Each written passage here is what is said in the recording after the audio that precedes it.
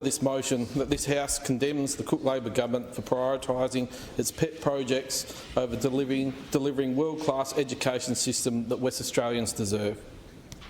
I rise today on behalf of every student, teacher and parent across regional WA who feels like this government has turned its back on them.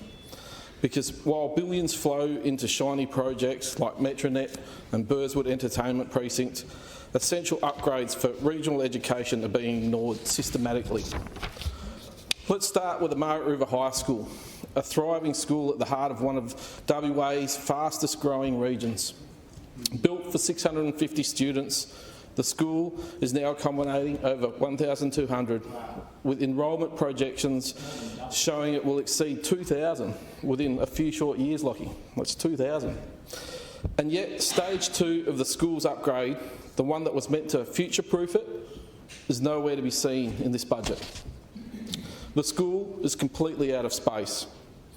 Every classroom is in use every period of every day. Teachers have had to give up their own staff room just to create another makeshift classroom. Essential programs like home economics, dance, woodwork, textiles and farm mechanics are being run out of transportables. And next year, metalwork and third generation learning, both of which require specialised infrastructure and digital switching, are due to be pushed into temporary facilities as well. This is not a future issue, it's a crisis now. The school board, led by Chair Ms Barbara Maidment, has made multiple formal requests to the government for support. The former Labor member for Warren Blackwood visited the school and saw this situation firsthand. Since the change in minister, the board has written to the new Minister for Education and asked her to visit. To date, no visit has occurred. I too have raised this issue in this place on at least 3 separate occasions since this new parliament started. I've submitted questions, I've spoken to this issue directly, and several weeks ago I personally wrote to the Minister formally requesting a meeting. And now, despite all that, despite the mountain of evidence, the local advocacy and the formal engagement, Margaret River High School has been completely missed as a line item in this year's budget. Acting Speaker, how does a government claim to prioritise education when it ignores such a glaring need?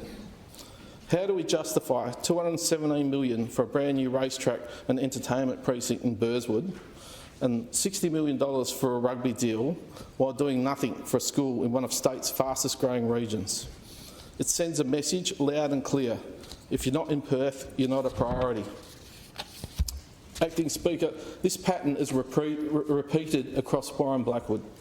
Coama Primary School is struggling with growth and facilities that aren't keeping up. Margaret River Primary School faces similar pressure with no investment on the horizon. Brook District High School needs upgrades. The Manjimup Senior High School was overlooked entirely in this budget again. Meanwhile, the Cook government has moved to dissolve the Public Education Endowment, a trust fund created to support schools and redirect nearly $36 million into consolidated revenue, with no requirement it ever be spent on education again. So let me be clear, we supported the repeal of the outdated trust model, but that money should be quarantined and direct specifically into public education where the need is greatest, like Margaret River. Acting Speaker, this is not about politics, it's about fairness. It's about doing what's right. Margaret River Senior High School has done everything by the book and more. The board has advocated, the community has mobilised, we've raised it here, we've raised it there. I have raised it from this very chair. I have raised it everywhere. It's just a quote from one of the great children's books of Dr. Seuss. The Minister is probably sick of me raising Margaret River High School, but if the Minister won't listen now, when will she listen? And I'll continue to raise it while I'm in Parliament until we have some action. Because while the government spends big in its own backyard, our regional students are learning in overcrowded rooms, demountables and makeshift teaching spaces. Right across regional WA, we are facing a worsening teacher shortage crisis. Recent media reports show that nearly 4,000 students are taking at least one subject through the School of Isolated and Distant Education, known as SIDE, due to a lack of qualified teachers. That's a 42% increase in SIDE enrolments in just 3 years, from 2,824 in 2022 to 3,998 in February 2025. This is not a sign of innovation, it's a symptom of failure. We know that in person, face-to-face teaching with a qualified educator is best practice.